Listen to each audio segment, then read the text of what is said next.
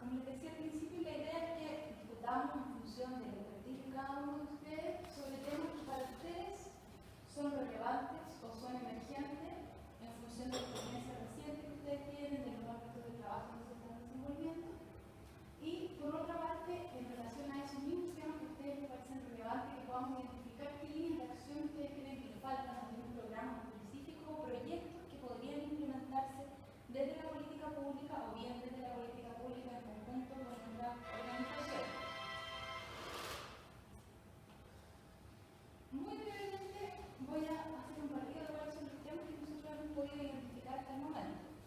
En primer lugar, todo lo que tiene que ver con la actividad humana y el problema bastante discutido sobre el suelo, de si hay limitación del suelo o no, y también la mirada sobre la integración social que en general se aborda desde el concepto contrario de integración.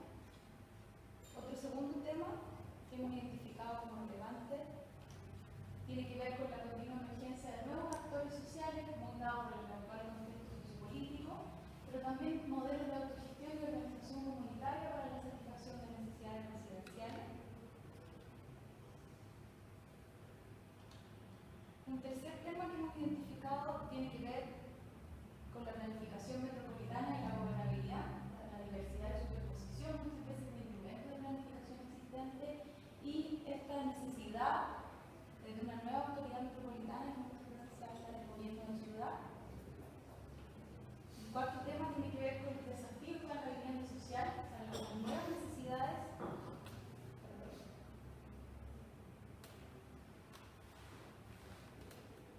Las nuevas necesidades.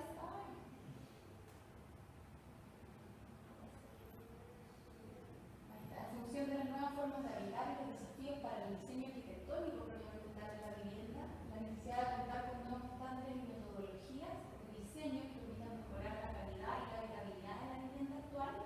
Y en tercer término, las barreras de acceso que aún existen a la vivienda social, pese a la masividad que hay en el sector de subsidio, también alternativas a la vivienda en propiedad. El quinto tema que hemos identificado tiene que ver con el deterioro y la revitalización de las áreas centrales, los desafíos y oportunidades que surgen desde una mirada patrimonial, la necesidad de generar programas de rehabilitación de áreas centrales y también obviamente de vincular el patrimonio a la regeneración humana.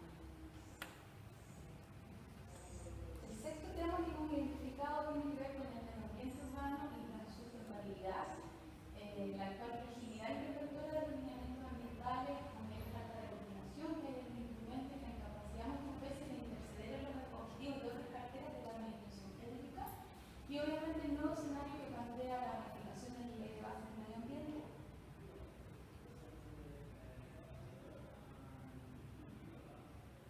Y el séptimo tema y último que hemos identificado es todo lo que tiene que ver, que va más allá de la vivienda, que tiene que ver con la movilidad cotidiana en los espacios públicos, ¿no? La necesidad de identificar esa movilidad cotidiana no solo en la intervención sobre el espacio público, sino también en la construcción de la propia vivienda y una mirada del espacio público no solo como un espacio de encuentro y de esparcimiento, sino también, que lo hemos visto mucho en los últimos años, como espacio político, como un espacio de manifestación y de apropiación desde la manifestación y reivindicación en muchos casos.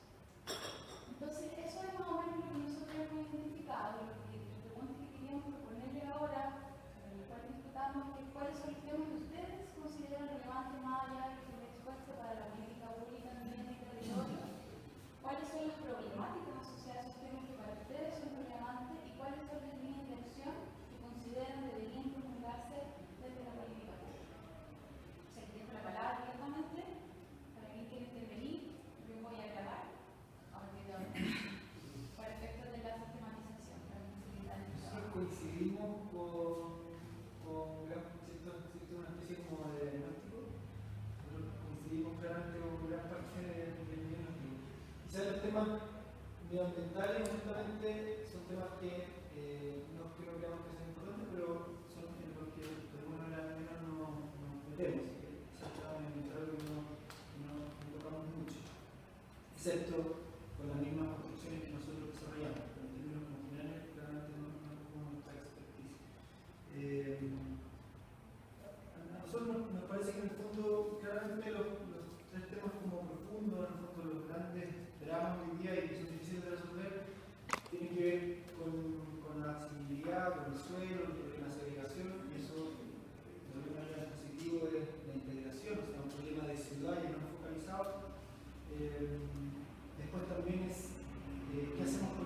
está hecho, es decir, la evaluación de la data, cómo la recuperamos esos barrios, fundamentalmente, y aquí una cuestión que me imagino que es transversal, pero también lo ponen ustedes como más bien un tema transversal, tiene que ver con esto de tener políticas, planes o actores que son en sectores en el fondo que no conversan, ¿cierto? El tema de la intersectorialidad, que en el fondo dificulta construir ciudad. Y en el fondo me refiero a que muchas veces, por ejemplo, con el transporte público, lo que se hace es que se trata de mejorar el acceso de las personas a través del transporte público hacia los bienes y servicios, pero lo que se está haciendo es que se está tratando de llevar a esas personas hacia el desarrollo en vez de llevar el desarrollo hacia donde están esas personas, como una fórmula distinta de alguna manera recuperar esos barrios que ya fueron generados y desarrollados, además de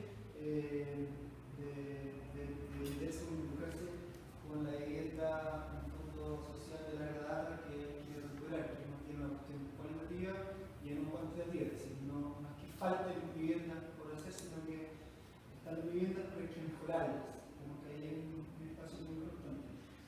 Y lo que nosotros hemos identificado más como temas emergentes, claramente tiene que ver desde los grupos sociales de personas.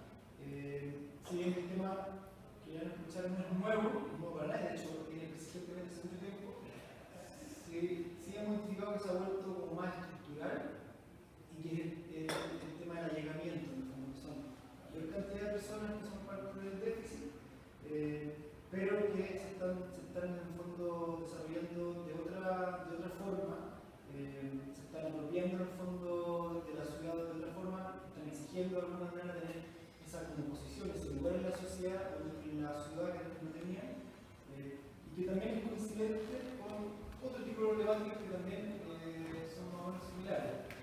Lo inmigrante en el fondo es una problemática que también está en crecimiento en el fondo en Chile. Si no estaba acostumbrado a recibir esa cantidad de población en el fondo extranjera, hoy día ya es un hecho y no es un hecho solamente del país, sino un hecho global, todo el mundo está recibiendo esto. Entonces hay que resolver como ciudad finalmente eso, cómo dar acogida a ese tipo de problemática. Y finalmente todo esto tiene gran relación, me parece que el tema fundamental es la movilidad social. Es decir, cómo las distintas alternativas, pueden ser política pública o incluso alternativas de mercado, que vemos que hay un vacío, están en el fondo, están acordes, están preparadas para responder a esa problemática. Por lo pronto, como líneas de acción se nos ocurren muchas, pero el concepto fundamental es diversidad. Tener la mayor cantidad de diversidad de mecanismos posibles, o no la mayor cantidad, pero cierta diversidad que permita acoger esa complejidad de problemáticas que se van expresando en el territorio. Es decir, a mayor complejidad o a mayor diversidad de grupos sociales o problemáticas que se van identificando en el territorio, no puedo tener una única solución. O sea, ya el fondo está obsoleto y ya es lugar común incluso en el resto de Latinoamérica tener otras posibilidades, otra diversidad alternativa. Al menos en Chile el tema del arriendo es un tema que se ve como positivo. Tenemos estos recuerdos de cómo se ha desarrollado. Como concepto está bien, nos parece apropiado que se desarrolle. Y lo último, en el fondo del presidente, también es una cuestión que le dice usted que tiene que ver fundamentalmente con los actores sociales, la participación ciudadana.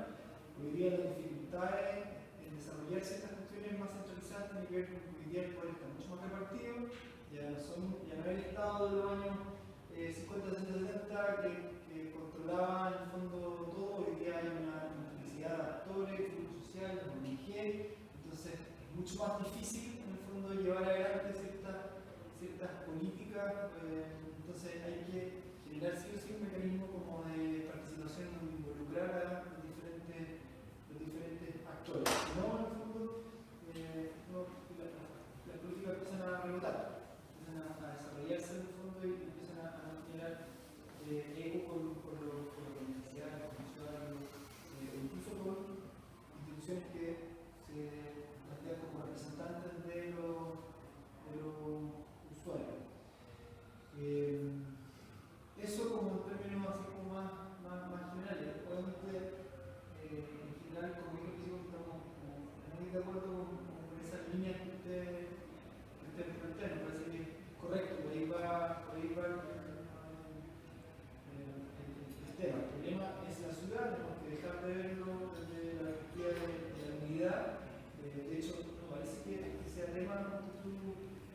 estándar de la vida social. Me parece que la vida social alcanzado es un buen estándar.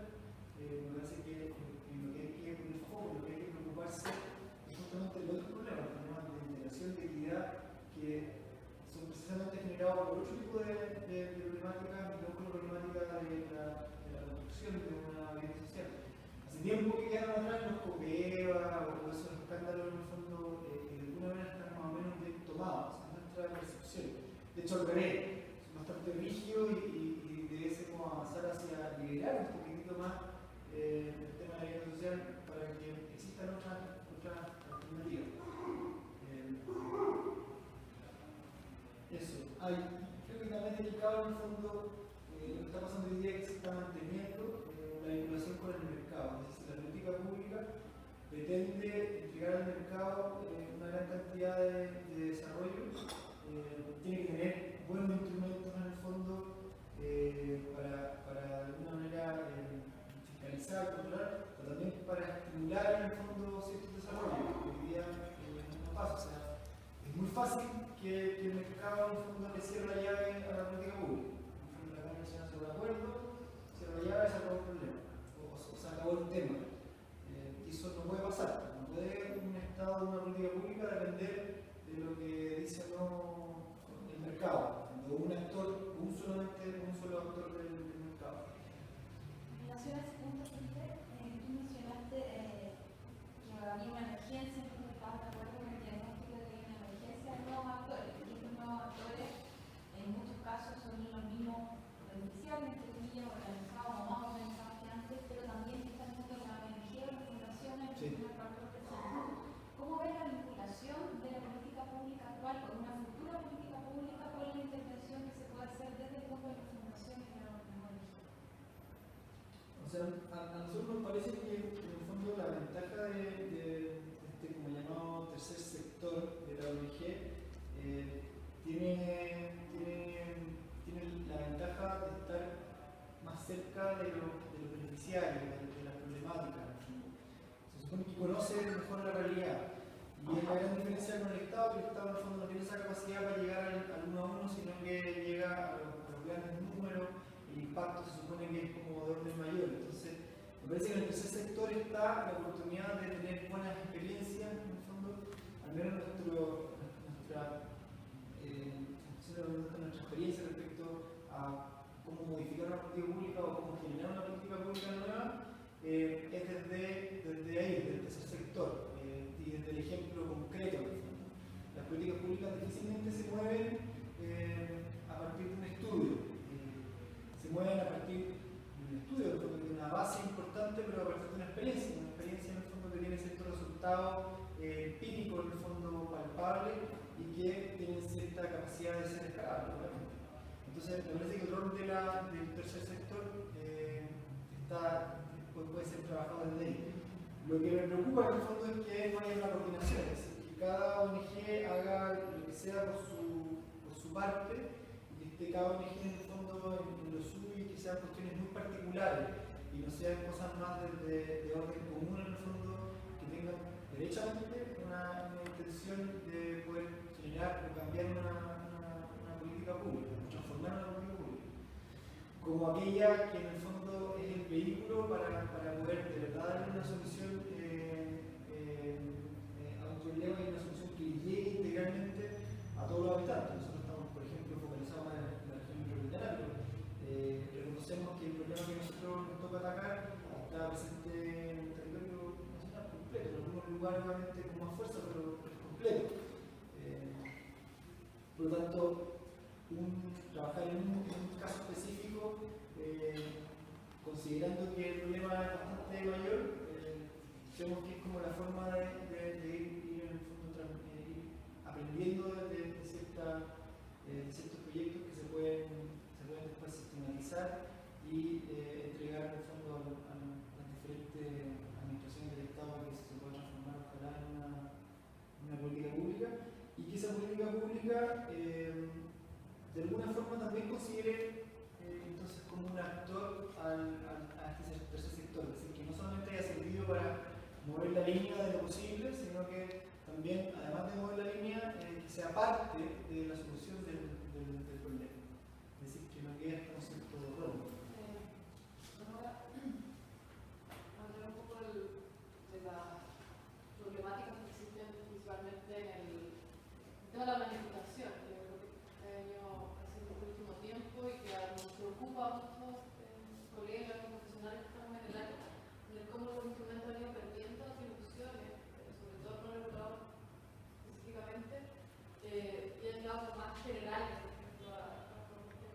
urbana. Cada vez se van reduciendo más las condiciones urbanísticas y se van dejando otros instrumentos que no tienen el mismo carácter que un plan regulador, del cual muchas veces el mismo se hace cargo. Entonces, ya muchos municipios más pobres, sin la posibilidad de tener instrumentos que realmente les aporten al desarrollo de localidades urbanas. Y eso, bueno, afecta varios temas. Primero, el tema de la superficie, no solo acá en Santiago, porque acá tenemos un problema con el valor del suelo, que todos sabemos que siempre va a ser chico y más chico va a ser para la vida social, pero sí a mí me llama mucho la atención que en el resto de Chile no puedan ser manejadas las cosas y la vida social siga manteniendo dimensiones y superficies muy pequeñas, siendo que hay otras realidades de valor del suelo y el plan regulador en sí es muy poco lo que puede hacer en ese contexto, sino que cuando define el mismo MINDU o el CESIU o los mismos empresarios que hacen vivienda y que definen superficies mínimas para la gente que está acostumbrada a vivir en superficies mucho más grandes y finalmente termina viviendo en 100 metros menos, igual me parece cabellado. Y por el otro lado, como el patrimonio, que con los planes reguladores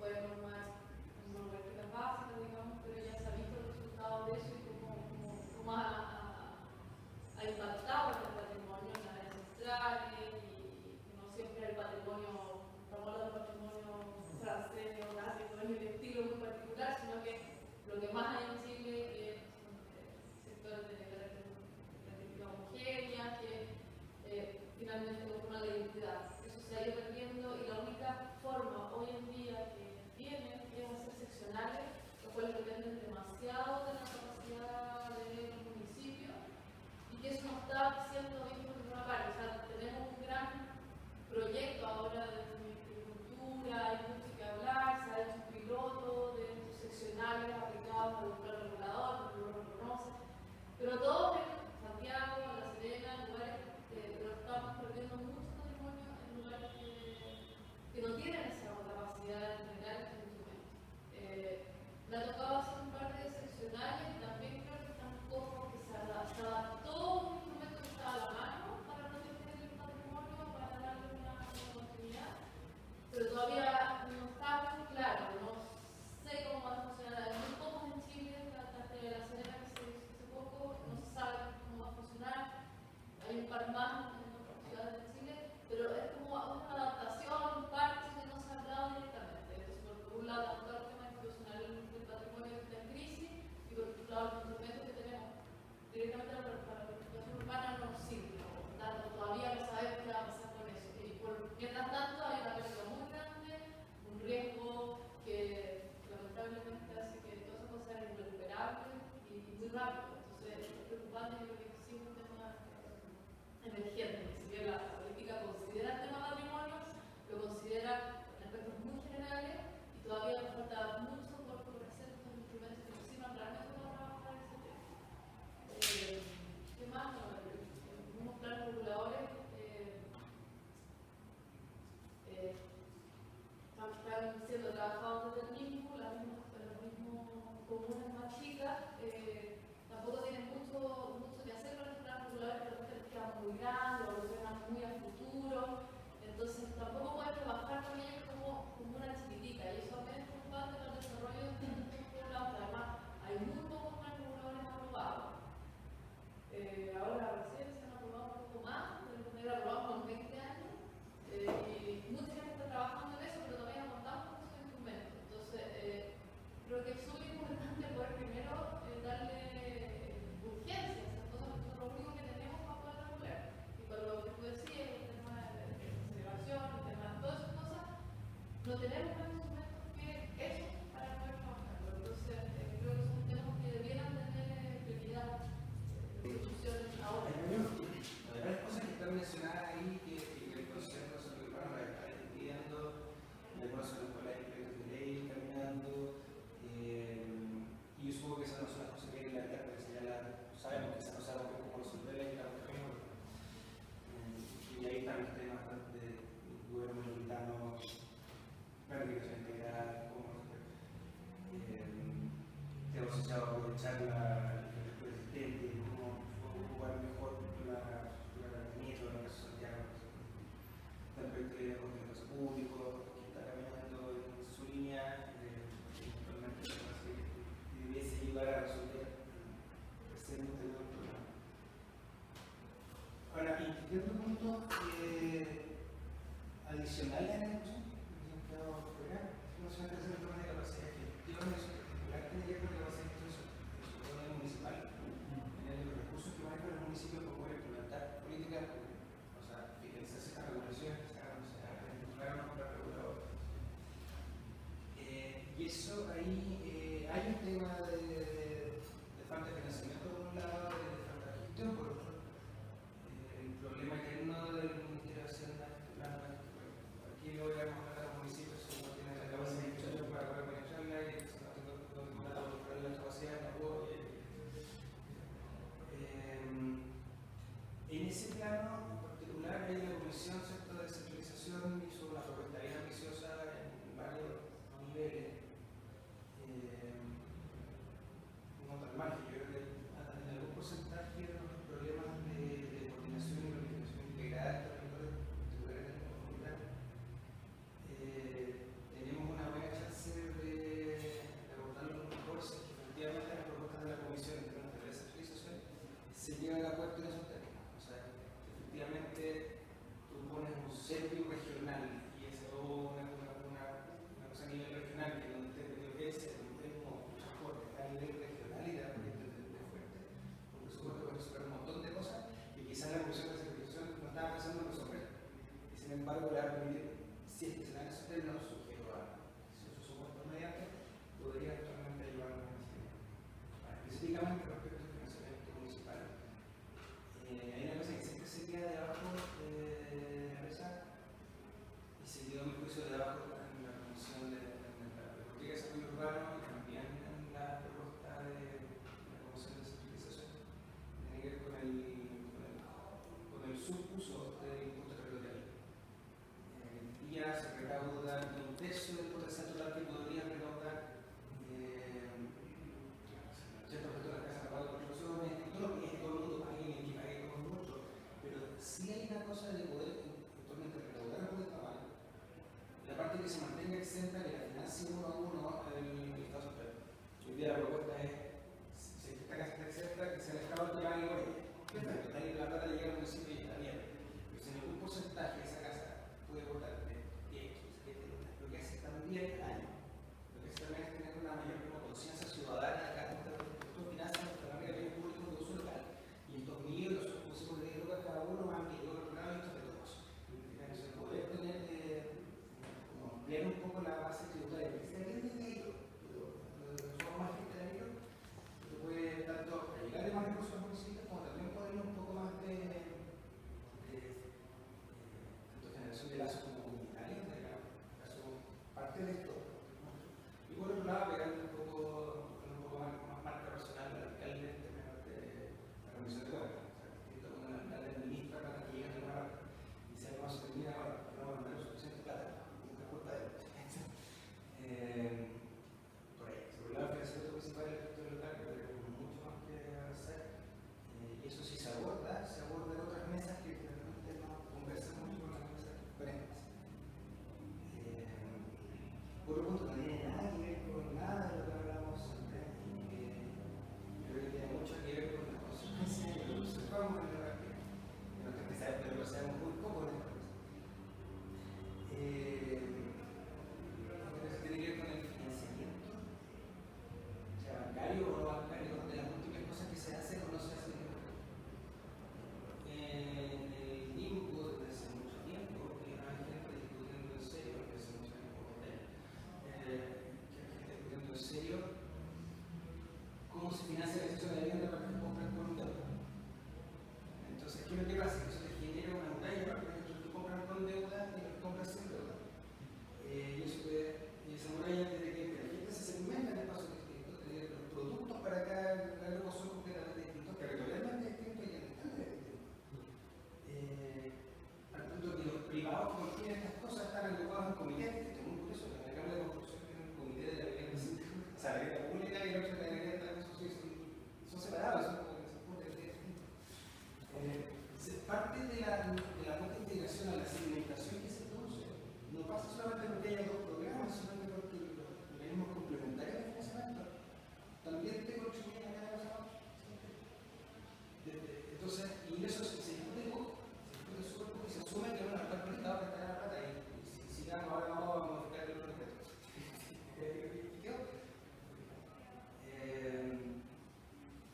Eso va por el lado del financiamiento becario, por un lado. Pero tiene mucho que ver con los temas patrimoniales o los temas de la generación local. Por ejemplo, toda la discusión respecto de eficiencia energética, de cómo arreglar una casa y ponerle un sistema de generación mejor, un sistema de calefacción mejor, que sea más eficiente en el uso de energía. En otro lado, lo que hacen es que piden préstamos, donde la garantía es el patrimonio de esa persona. Y lo que hace es que tú lo puedes ir pagando todo el tiempo con los ahorros que tienes en las cuentas del mutual. Y hay veces que se hacen en bloque, incluso con el prestador regulado de servicios de gas, donde parte de lo que se ahorra, tú se lo pagas de vuelta y lo financian entre los dos. Pero hay un montón de cosas chicas que se pueden hacer, que la verdad que uno las mira de lejos porque esa ahorra no tiene mucho que ver con nosotros. Pero mientras esas cosas no se resuelvan, va a haber zonas enteras usando mucho más energía que debiera, que se han deteriorado en el tiempo, que no tienen problemas en el corto plazo para poder arreglarla, que solamente dependen de alguien, de algún fondo, alguna cosa concursal y le ponga plata encima, de que se pueda hacer. O sea, probablemente se puede hacer poco, no hacer un mal. O sea, no le das opciones para que individualmente las personas actualmente tengan herramientas para poder resolver los problemas solos. También hay que siempre súper. Hay un par de personas que saben estas cosas, pero no lo pescan un poquito, o sea, claramente no es prioritario.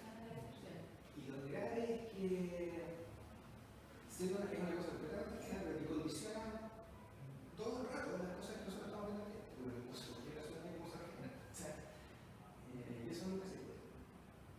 Y bien, al complementar un punto, dijiste lo mismo.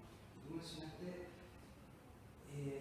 sobre que acá hay es un problema mucho más complejo, que tiene muchas más caras y por lo tanto se requiere una diversidad de soluciones. Estoy de acuerdo, y el contrapunto que es que acá hay que equilibrar bien diversidad con flexibilidad. Porque en una extremo, que me parece pensando, tú puedes pensar que tienen 100 programas para 100 cosas distintas, con 100 ventanillas, con 100 restaurantes que se tienen especializados en cada uno, y al final en un programa de una pobreza no vamos a poder hacer ni tampoco. Y vamos a hacerlo bien en 50 de las 100 ventanillas, y nunca van a abrir. Y ahí eventualmente uno puede abordar la diversidad por la flexibilidad que hay en el programa. Y las alternativas y las posibilidades dentro de un marco que puedan mover a llegar para hacer eso. Eso, en temas emergentes de conexión. Ahora, en relación a esta mirada que tú señalabas, la necesidad de mirar los sistemas de financiamiento y las economías que hay detrás de todo el programa y las resoluciones que se dan en fondo, ¿cómo se puede relacionar eso con los problemas de suelo? Estoy pensando específicamente en vínculos territoriales quizás diferentes que tenemos o en la famosa recuperación de metropolitas que se ha mencionado muchas veces. ¿Cómo vincula este tema económico con el tema del suelo y el precio del suelo? Hay dos cosas. Bueno, entonces, lo que yo me mencioné de financiamiento, en la línea de financiamiento de una familia para hacer determinada cosa, que sea para una casa, para una casa, eso es parte como financiamiento privado. La otra tiene que ver con el financiamiento desde el Estado para financiar programas o eventualmente financiar la parte que es subsidio, la parte que no es crédito, que es de donde levanta recursos el mismo que fuera para financiar su programa, más allá de lo que ustedes digan que haga dentro del marco de su tarea. También vendría mal. ¿Y qué pasa? Que en ese plano, ahí es donde entran otros potenciales de financiamiento que mencionan la rentabilidad o el impuesto territorial. Y ahí hay que hacer distingos entre qué es lo que hay hoy día, qué es lo que podría haber y hacia dónde podría crecer las cosas. Hoy día el impuesto territorial existe, en mi opinión se ocupa poco. Y tiene un destino que a mí personalmente me gusta en términos de que es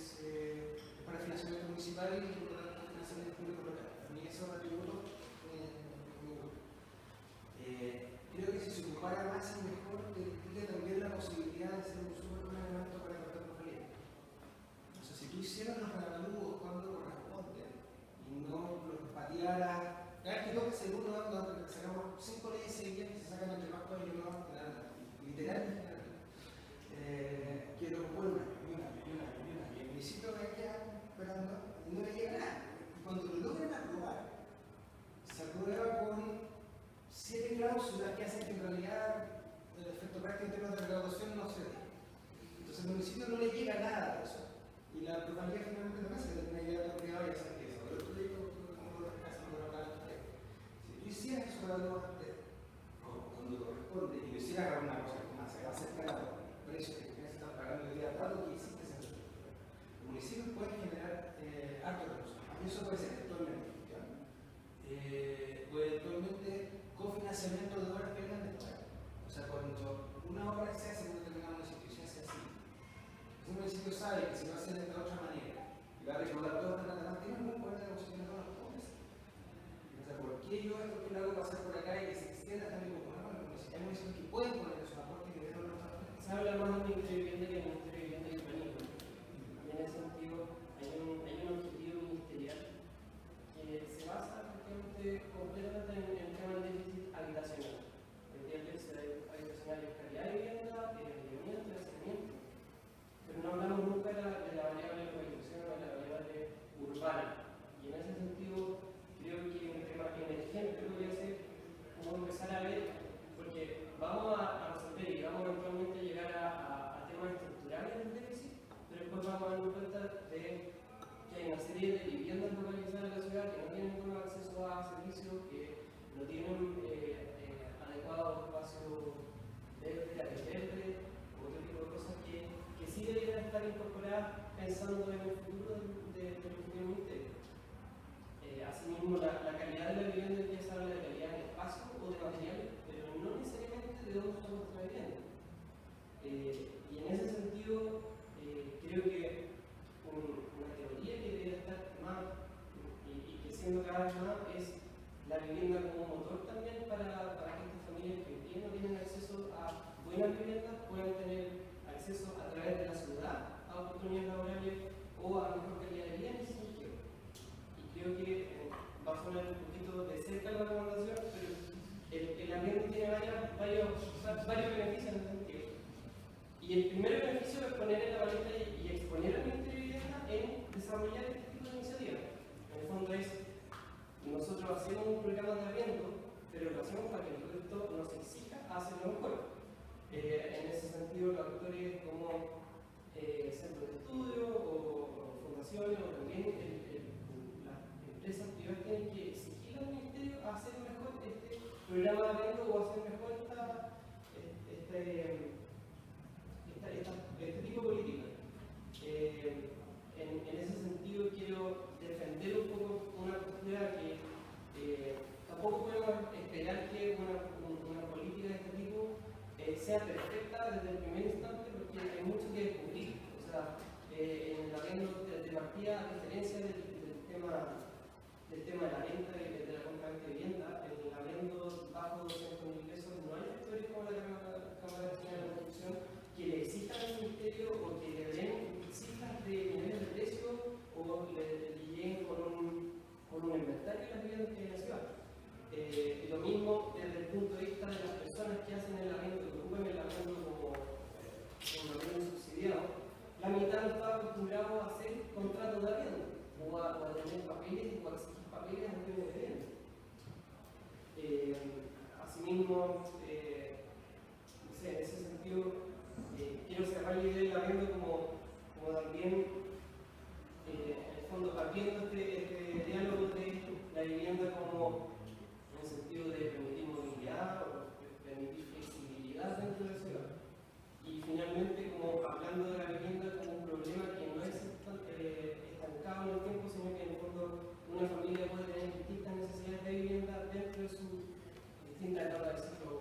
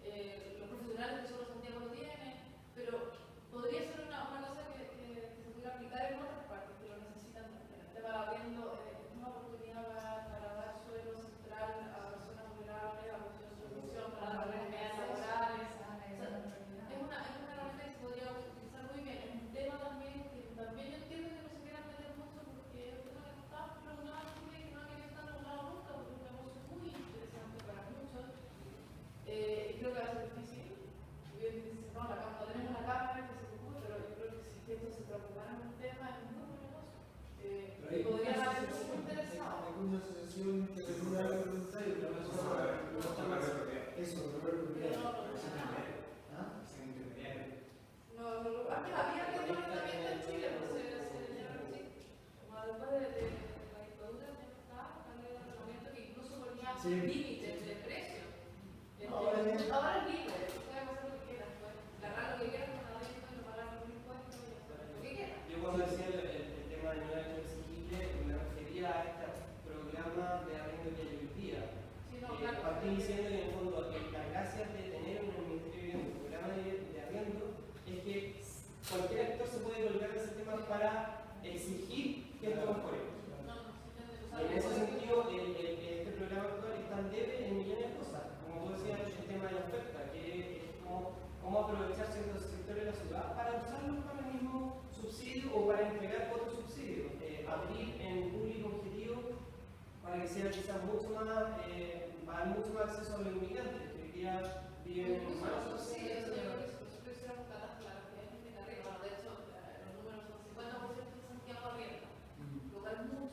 Entonces, no sé, o sea, como instrumento de subsidio está súper bien, pero para la arriendo también hay miles de otras opciones, más que un subsidio, apoyo, si estuviéramos trabajando con toda esa plata que se gasta en arriendo en Santiago de Chile, en las piezas, donde cobran 120, una pieza de 4 o 5, es mucha plata. Esa plata podría estar sirviendo para muchas otras cosas, pero la poca capacidad de gestión que podemos aplicar nosotros como chilenos es lo que nos hace falta para poder superar esos problemas. O sea, está bien que se hagan estas leyes dentro de los ministerios, pero no poder aplicarlo en otros puntos, como lo estaba haciendo ahora Santiago, que era el único municipio que lo podía hacer. Qué pena, podría estar siendo aprovechado por leyes más desde arriba, que se puedan potenciar especies de vivienda, que no sean públicas, que sean privadas, que es un buen negocio, y que pudieran estar, pero que estén bien reguladas y que estén a precios justos, arriba lo que está haciendo la Junta ahora. O sea, es una súper buena organización para trabajar. Nuestro problema, porque yo partí diciendo en el fondo que me parece una excelente iniciativa, porque ya hace rato que uno venía diciendo que tenemos que tener una alternativa distinta. Entonces, lo que se valora primero que existe la iniciativa. Ahora, como decís, hay un dilema y se entiende, porque en el fondo cada vez que se hace algo nuevo hay que como experimentar un poco.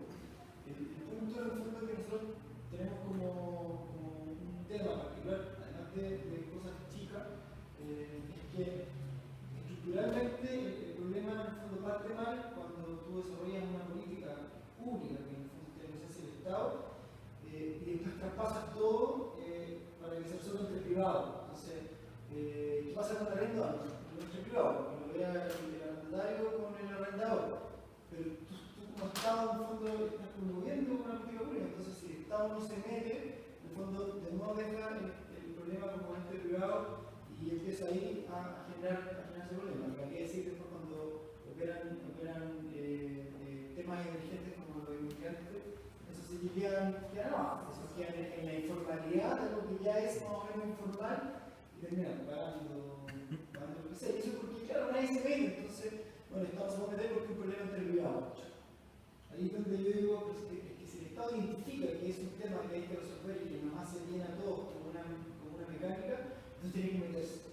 No se trataba de decir ahora más Estado, menos mercado, ¿no? Yo creo que como un justo equilibrio de regular las cuestiones que de alguna manera el Estado considera que son importantes de resolver. Y el tema del suelo, en parte, es mi persona. O sea, de hecho, la génesis del programa Arrendador, o sea, la gente que lo está empujando, ¿no? Era mucho más ambiciosa en términos de qué es lo que se quería alcanzar con ese programa que lo que finalmente se hizo.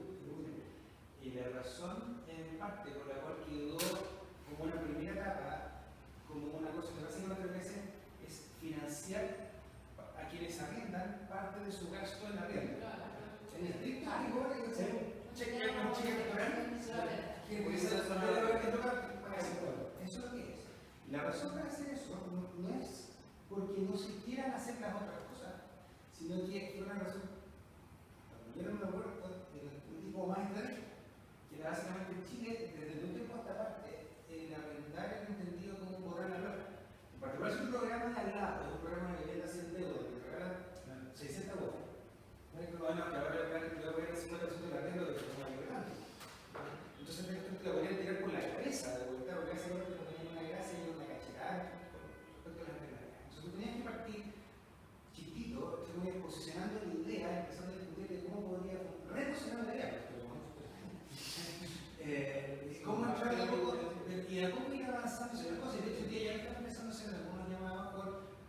son más parecidas, no subsidio a la demanda, sino que subsidio a la oferta. Porque desde el punto de vista urbano y de regeneración urbana, todos sabemos que el impacto que tú puedes hacer desde el lado de la ciudad tiene que ver con más que financiar a compradores que compren cualquier cosa por tu parte. Es que este dueño de esta edificio tengo un argumento para remover el entero con la condición de que lo que hay abriendo hay que selección con y eso puede hacer más cosas en el centro, con la integración social de una persona, y ahí Yo creo que la es posibilidad. como de las discusiones que tienen con distintos ministerios.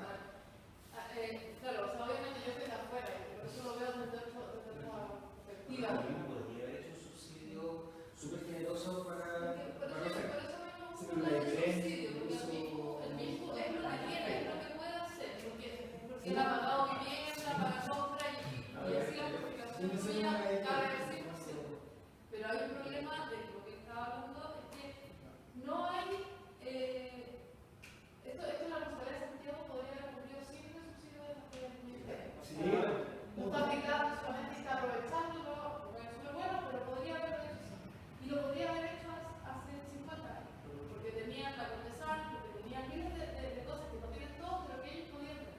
Y que eso nosotros lo perdimos cuando se perdieron las corporaciones municipales, la creación de corporaciones municipales. Entonces, eso es una capacidad de gestión que nosotros perdimos, que no podemos aprovecharla. O sea, solo Santiago lo pudo hacer porque mantuvo su corporación de desarrollo. Y eso es lo que a mí me preocupa, porque más allá que el Ministerio obviamente tiene que crear subsidios para tal y para, y es lo que puede hacer, yo entiendo. Pero si lo queremos ver desde un ritmo un poco más arriba, decir, oye, lo que necesitamos para poder gestionar el territorio y para realmente, porque al final son mucha gente la que trabaja. O sea, nosotros solo los mismos, sino que depende mucho de los municipios, depende mucho también de las corporaciones privadas que están interesadas en trabajar en el territorio y que podría ser una fuente de recursos súper importante y que no se puede hacer porque estamos limitados legalmente, porque ya los municipios no pueden hacer estas corporaciones. Entonces, eso es lo que voy, no está flexible nuestra institucionalidad para poder generar cambios importantes. O sea, no podemos esperar que todo lo haga el mismo, no podemos esperar que todo lo haga la política de desarrollo urbano, porque eso no va a resolver el problema.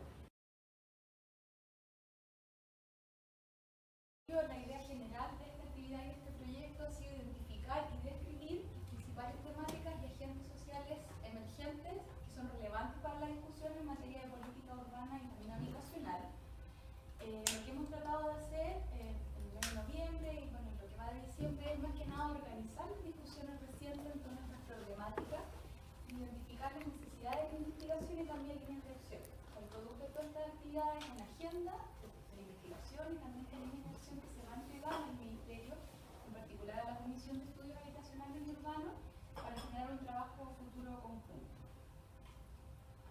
En relación al tema específico de nuevos actores y participación ciudadana, bueno, como les decía al comienzo, es evidente que ha aumentado, o al menos son más visibles, o se identifican con mayor facilidad el número de organizaciones sociales que demandan al Estado y que están preocupados de temas vinculados al territorio, no solamente los temas de vivienda, y que también intentan influir en la implementación de las políticas y en la toma de decisiones.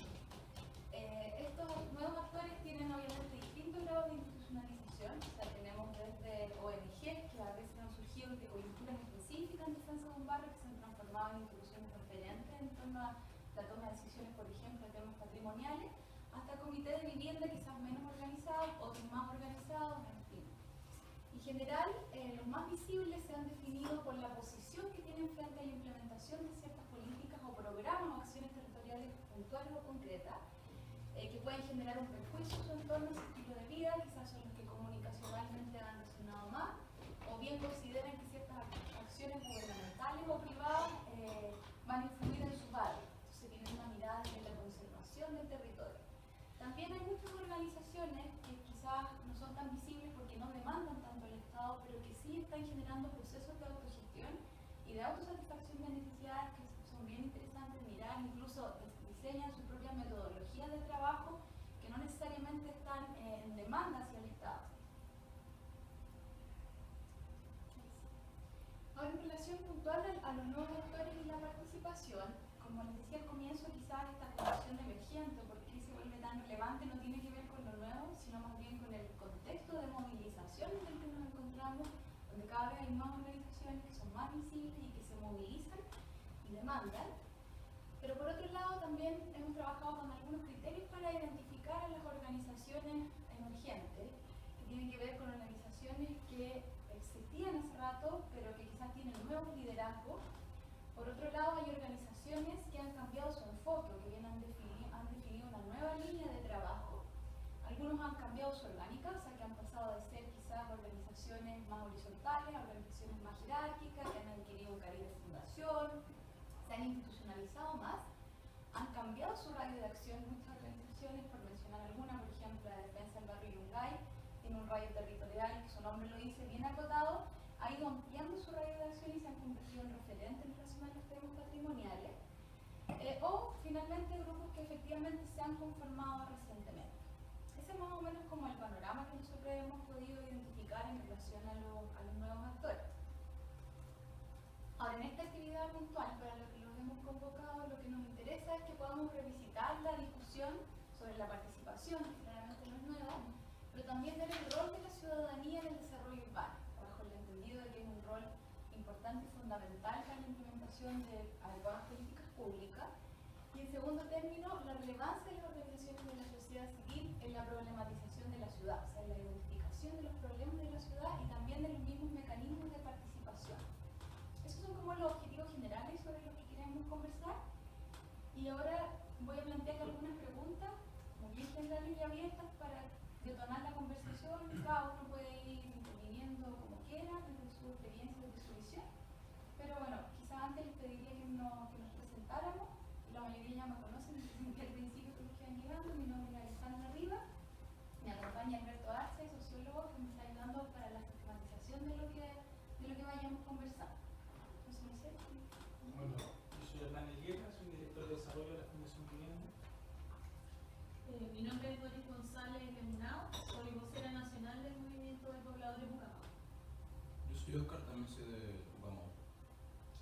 Yo soy Tamara Sáez, del mismo del Proyecto de Vivienda y Urbanismo, y trabajo en el programa de recuperación de barrios. Yo soy Mónica Bustos, soy arquitecta y trabajo en el programa Barrios. Yo soy Ivo Gassi, soy geógrafo de esta facultad. Ahora estoy adscrito al Departamento de Geografía de la Universidad Alberto Hurtado y también soy integrante del Movimiento Pobladores de Lucha, del Consejo Ciudadano. Yo lo entiendo como el ejercicio de un derecho y responsabilidades frente al colectivo que tú entiendes como sociedad, a tu vecino, a tu compañero, el ejercicio de ser yo como persona dentro de este colectivo, me hace una lógica de colaboración constante, de construcción de lo que entendemos como sociedad. Y eso es mi ejercicio de participación ciudadana. O sea, yo no participo de la ciudadanía solo para servirme de ella, sino también para construir sobre ella. Bueno, la participación ciudadana para nosotros tiene que ver con un poco lo que decía el compañero, tiene que ver con derechos y deberes. Efectivamente, las organizaciones estamos invitadas a participar de este Estado, que somos todos, pero también, claro, con un aporte de las problemáticas que nos incumben y también, digamos, respetando a otras instituciones o a otras organizaciones que tienen otras problemáticas, porque para nosotros en el movimiento de pobladores, por ejemplo, muchas veces nos hemos visto enfrentados a problemáticas con organizaciones medioambientales, porque hay organizaciones que necesitan más territorio para construcción de viviendas y hay organizaciones que defienden digamos, el patrimonio ambiental o el patrimonio histórico. Entonces ahí se conjugan varias cosas que son problemáticas que, claro, nos enfrentamos cotidianamente, pero donde tenemos que abordar cada una de las demandas que tienen las organizaciones ciudadanas, los movimientos sociales hoy día en nuestro país, porque al final en los territorios donde nosotros estamos inmersos hay un abanico muy amplio de derechos que van desde la salud, la educación, el medio ambiente, la vivienda, el territorio. Entonces todo eso hay que conjugarlo de cierta manera y la participación ciudadana tiene que ver con eso, no solo con mi problemática y mi solución, sino que tiene que ver con la totalidad de la sociedad. O sea, en la participación puede haber potencialmente un poco de conflicto.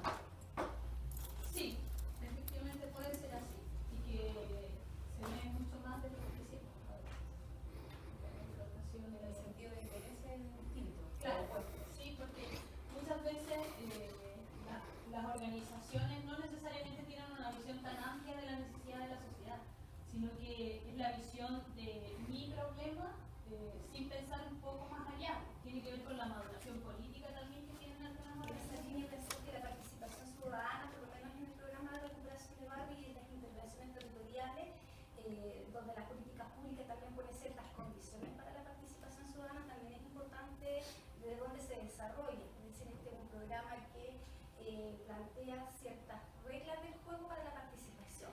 Y por tanto, hay una posición desde la ciudadanía o desde las organizaciones sociales, redes, vecinos, que podrían definir, estoy de acuerdo y participo, acepto nuevas reglas del juego, que también es una condicionante importante dentro de las políticas públicas. Nosotros como programa de recuperación de barrio, lo que hemos entendido como la participación ciudadana en el desarrollo de las políticas públicas es que creemos que las políticas públicas en estos últimos 30 años deberían ir profundizando, entre otras cosas, los procesos de ejercicio de la ciudadanía, de la participación y de la democracia. Y por tanto, las políticas públicas también tienen que ir profundizando desde de distintos niveles, y que creemos que nosotros por ahí estamos apuntando en el sentido de que la participación ciudadana no tenga su base solamente en sistemas de información o de consulta, y lo que tiene que ir profundizando a propósito de lo que tú planteas y de tu pregunta, que efectivamente nosotros creemos que en los contextos hay una lucha de poder también dentro de la ciudadanía, es que la política pública también tiene que contribuir a los procesos de reflexión y de toma de decisiones más en lógicas de procesos deliberativos. Y por tanto, hoy día nosotros la participación ciudadana la estamos entendiendo en esa línea, es decir, no es el ministerio, no son los municipios quienes deben tomar las decisiones, sino que en este caso es la ciudadanía que para poder participar en la política pública pone mecanismos de reflexión y de toma de decisiones para aquellos temas que la ciudadanía debe resolver. Y en esa línea hay un tema que a la política le afecta, que también son los actores sociales los que en esa lucha de poderes no necesariamente no se ponen de acuerdo. O también uno podría hacer la pregunta si están todos los actores sociales presentes en el contexto para tomar las decisiones, y evidentemente también la crítica y la reflexión y la autoobservación que se tienen que hacer las políticas públicas, si tiene todas las metodologías o ha puesto en movimiento todas las estrategias para poder llegar a todos los actores sociales. A nosotros nos pasa, generalmente nuestros actores con los cuales más convergemos son los adultos, las mujeres adultas o los dirigentes sociales, y no necesariamente son, por ejemplo, los jóvenes u otras actorías sociales que convocan otros intereses del territorio, por dar una entrada. Entonces hay un cuestionamiento también de las políticas públicas y una atención de cómo comprende y cómo genera condiciones para la participación ciudadana. Y eso no podría decir es más restrictivo, no menos restrictivo, y nosotros hoy día estamos más bien en un enfoque más deliberativo de la participación ciudadana. Eso es como que Respecto a los condicionantes que tú mencionaste, que desde el ministerio, los programas que impulsa el ministerio, a veces hay ciertas condicionantes para la participación. Más allá de la reglamentación específica, ¿cuáles son los valores, quizás, o principios que condicionan esta participación? ¿Cuáles son los elementos que están involucrados en estas condiciones que se ponen para la participación? ¿Sabes qué? Yo creo que entendiendo que la participación es, por ejemplo, el pilar fundamental del programa Barrio, y yo creo que el programa Barrio ha tensionado mucho al ministerio. ¿Ya? O sea, cuando llega el programa Barrio, el interlocutor empieza a ser el tejido social, y tradicionalmente había sido la familia, ¿no? Cuando entregaba viviendas y subsidios, el interlocutor era la familia. Entonces, y llega el programa Barrio y el pilar es la participación. Y yo siento que hemos ido evolucionando, aquí un poco en la línea de todo lo que comenta la Tamara, pero yo creo que nos hemos dado cuenta que de alguna manera el esfuerzo tiene que estar en entregar herramientas a la ciudadanía para aprender a hacer la participación. Ahora uno dirá, ¿quién es el Estado para hacer eso? ¿No? Pero sí, yo creo que hay ciertas cosas que en el fondo es como, por ejemplo, partir por escuchar al otro, entenderle su criterio, ¿no? O entender lo que está diciendo el otro. Y así entendemos la deliberación, ¿no? O sea, como desde el punto de vista que no es la participación donde todos decidimos si queremos pintar rosado o verde en la sede social y levantan la mano y la mayoría gana, ¿no? Sino que es generar el debate, es generar la discusión, y yo te escucho y tú me das tus argumentos y yo te pongo mis argumentos, y en base a esos argumentos decidimos. O sea, tiene que ser una participación con argumentos, no solamente levantar la mano y decidir de qué color queremos una cosa, o bueno, entendiendo que la participación tiene también todas las aristas de derechos y deberes, ¿no? Pero a esa participación queremos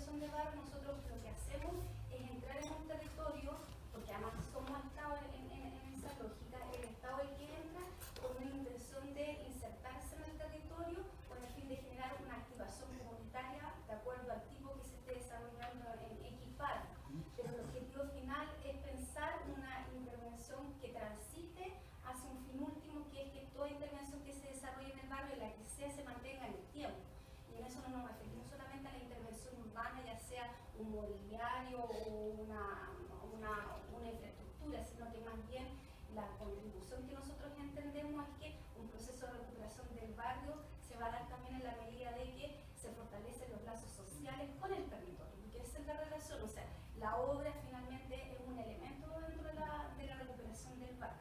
Entonces, por eso que nosotros cuando hablamos de, si bien el proceso comunitario es participativo deliberativo, nosotros estamos intencionando desarrollar como un elemento mayor, como una acción colectiva sostenible, y en esa lógica lo que nosotros hemos ido reflexionando que da lo mismo, ya sea por razones más bien afectivas, relacionales o cognitivas, las razones por las cuales la comunidad o las organizaciones tomen decisiones, sean ellos quienes toman las decisiones, que es el elemento central a propósito de cuál es el principio que debiera estar detrás. Es decir, cuando nosotros hablamos que la comunidad va a deliberar, que sean ellos quienes reflexionen y tomen decisiones respecto a los temas que a ellos les interesan, porque son ellos los que se quedan en el tema, en el barrio. Por tanto, cuando hablamos de la acción colectiva, estamos hablando de un tema de fondo de cómo, a propósito de sus decisiones, deliberadas, no solamente informadas, etcétera, ese proceso de coproducción se sostiene en el tiempo. Y entonces, el principio central de este elemento de la acción colectiva tiene que ver cómo nosotros contribuimos o detonamos desde el programa, porque no todos los barrios están en las mismas condiciones, se genera este elemento de la coproducción. Tiene que ver Con la solidaridad, exacto. Y en esta línea nosotros por lo menos hemos ido pensando que no necesariamente todo eso se da en el mismo orden o simultáneamente, pero pareciera, por lo menos de la experiencia que nosotros hemos tenido en estos 8 años, la acción colectiva que se debería sostener en el tiempo, al menos nosotros deberíamos contribuir a mayor autonomía de los vecinos, de las organizaciones, de las redes vecinales de los barrios, autonomía de nosotros mismos, de los propios municipios, en términos de sistema vecinal comunitario, contribuir a las identidades que existen en los barrios, contribuir fuertemente a las prácticas significativas que existen en los barrios, o sea, no nosotros instalar lo que nosotros creemos que es relevante, sino que finalmente el tema de fondo es que para la comunidad le significa un elemento movilizador, y finalmente la inclusión social. Entonces, cuando hablamos de la participación, estamos hablando de estrategias y proyectos integrales, participativos, que den cuenta de eso. O sea, ese es el tema de fondo de nosotros, y no es la obra, necesaria o exclusivamente. Es como el proceso social que nosotros vamos a proteger y detonar. Es como la aspiracional. Sí, además que, por ejemplo, hay procesos, digamos, en las comunidades que son totalmente desiguales. Comunidades que son muy empoderadas o con el tema identitario muy grande, otras que no. Entonces, claro, la intervención del Estado muchas veces se supedita solamente a los recursos que llegan a la comunidad y lo que se puede desarrollar en ese instante. Un proceso que quizás suena muy bonito decir, sí, estamos tratando de que la comunidad delibere, de que hablen, de que se empoderen, digamos, del territorio donde están, de la organización, pero muchas veces, claro, el tema de cómo sigue adelante una organización sin poder resolver temas, no sé, un lugar físico donde pues, juntarse, el tema monetario, cómo sacar adelante proyectos por sí mismo. Eso todavía falta mucho en la comunidad. Hay procesos de autogestión que son muy valiosos en distintos territorios, digamos, y no solo en Santiago, sino que a nivel nacional. Organizaciones que se han mantenido, así como decimos nosotros, a puro pulmón, y que es bastante difícil poder hacerlo. Efectivamente, el Estado viene con proyectos en determinados momentos, en determinadas, digamos, un tramo determinado, y después de eso no queda mucho más allá. Esa es la visión que nosotros tenemos.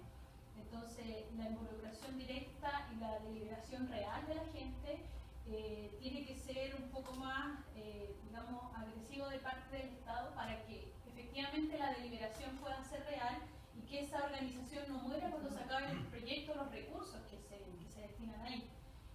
Y ahí nosotros vemos una falencia. Nosotros, como organización, no nos negamos a trabajar con el Estado, de hecho, todo lo contrario.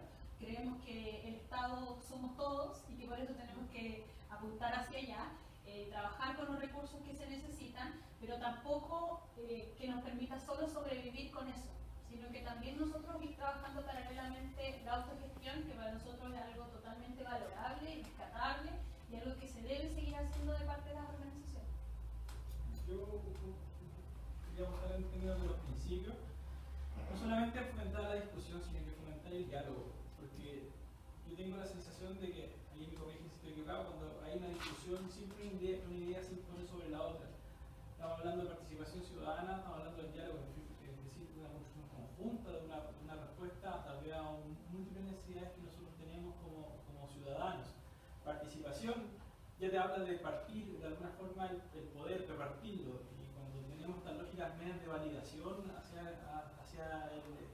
el que tiene, no sé, debe ser por un tema de estructura, el Estado hacia las organizaciones, sí puede sonar bonito, puede sonar como que voy a entregar una cuota poder, pero si se entrega desde el diálogo de, ok, te voy a entregar esta cuota poder, pero úsala y construyamos en conjunto una solución, yo creo que ahí la participación ciudadana tiene un efecto real, porque realmente las comunidades, y no necesariamente desde los colectivos, sino que desde el individuo, que no participa de ninguna organización de la sociedad civil o no participa en ninguna organización de ciudadano, va porque fue llamado a algo que le parece colectivo, también tenga la posibilidad de ejercer su poder, ¿cachai? De participación desde la ciudadanía. Entonces, yo creo que un principio fundamental es generar el diálogo, la igualdad, el Estado, cuando se mete en un territorio, tiene que lograr de alguna forma entender que es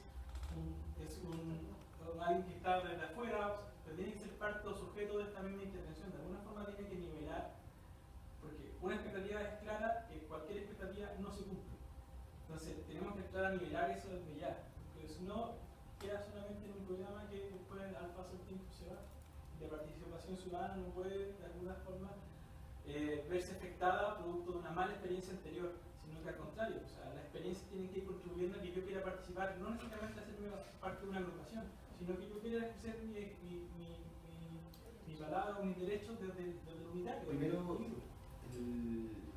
quizás me quedé al inicio en términos bastante conceptuales, pero como participación ciudadana, al menos en las organizaciones que yo he participado, como comenté en el MPI, pero también en otros espacios, la verdad es que el concepto de participación ciudadana no se trabaja mucho, no es un concepto que digamos esté constantemente instalándolo, ¿no es cierto?, como una forma o como un objetivo, ¿no es cierto?, como un procedimiento, como un objetivo.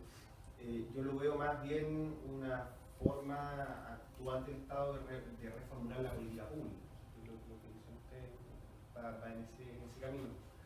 Entonces, me cuesta reflexionar mucho términos como conceptuales que voy entendiendo por participación ciudadana, porque yo creo que hay muchas organizaciones que hoy día no sé si se sienten cómodas con el concepto de participación ciudadana. Algunas sí, pero al menos con las que yo trabajo en general no mucho. Sino más bien, y ahí quizás va mi postura, en personales, pero un poco más personalmente aún, para mí el depositar demasiada confianza en el Estado o en la generación de las comunidades, ¿no es cierto?, el trabajo comunitario que puede hacer el Estado es al menos complicado. Y por ejemplo, en el caso del EPP, la relación que se establece con el Estado es más bien una relación, digamos, de demanda respecto a temas bastante materiales, reivindicativos, ¿no es cierto? Pero el trabajo comunitario, el fortalecimiento de la comunidad es un proceso más bien autogestivo, autogestionario, ¿no? Y ahí hay una delimitación respecto a las funciones que creemos que debe tener el Estado, así como organización, ¿no es cierto? El Estado no es quien fomenta las comunidades, sino que resuelve algunos problemas materiales que precisamente son los que imposibilitan que las comunidades se puedan organizar, ¿no es cierto?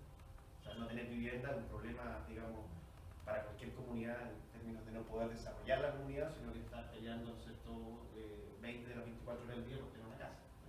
Es un impedimento material de la posibilidad de organizarse. Y el Estado ahí debe, ¿no es cierto?, tratar de acelerar que esa demanda se pueda cumplir. Entonces, a mí, bueno, el Estado y las comunidades, fomentando el desarrollo de comunidades, yo la verdad que no es por lo menos por donde yo creo que hay que impulsar la política pública, creo que es un poco más material o atender a algunas demandas que precisamente son las que imposibilitan o van dificultando que las comunidades se puedan organizar. Ahora hay otros aspectos obviamente más del tejido social, pero yo no sé cuánto podamos confiar en el Estado justamente en retejer esos tejidos. Eso más o menos personalmente, y también respecto a cómo se plantea en este caso el DMPL. ¿Qué es lo que me incomoda del concepto de participación? No no tiene que ver con incomodar, tiene que ver con una, bien, no una mayor utilización. Creo que se utiliza fundamentalmente. Ahora, entiendo que el año pasado se aprobó la ley 20.500 de la participación ciudadana. Uno de los aspectos, yo trabajé en plebiscito en Peñalolén, justamente una de las cuestiones que se hace cargo la ley de participación ciudadana es justamente aumentar el nivel de firmas que hay que hacer para el plebiscito comunal, contradictoriamente. Pero no sé más bien qué se logró ahí, si va en el sentido de lo que ustedes comentan o no. Pero como concepto de participación ciudadana yo lo veo desde la política pública, y nosotros trabajamos más bien de manera más autogestionaria, ¿sí? Y la relación con el Estado es de una demanda un poco más, digamos, directa en torno a algunas preocupaciones materiales básicas como vivienda, equipamiento urbano. La reforma urbana, de hecho, estamos bien de cerca viendo los avances en la Comisión Nacional de Desarrollo Urbano. Nos invitaron, de hecho, por lo que hicieron acá hace un mes. Pero esa es como la relación, digamos, con el mismo, en particular, para ir más concreto al Estado. Y desde el punto de vista del término de participación, se lo planteo a todos, más allá del concepto propiamente tal, a ustedes inmediatamente se les viene a la cabeza algo que tiene que ver con la relación con el Estado. O sea, el término participación les evoca más a eso, a un vínculo con el Estado. Porque por lo menos de lo que planteaba yo, a mí me dio esa sensación, como que participación lo trae usted inmediatamente un escenario de interlocutor del Estado, y autogestión, el proceso totalmente contrario, pero que también involucra obviamente la participación, quizá de una manera más horizontal. No sé, yo creo que no necesariamente debería estar vinculado. Lo que pasa es que el Estado no puede no considerarlo hoy día, digamos, parte de los principios, ¿ya? Pero yo creo que hay un tema medular con la participación y es como que está relacionado con el tema de la educación.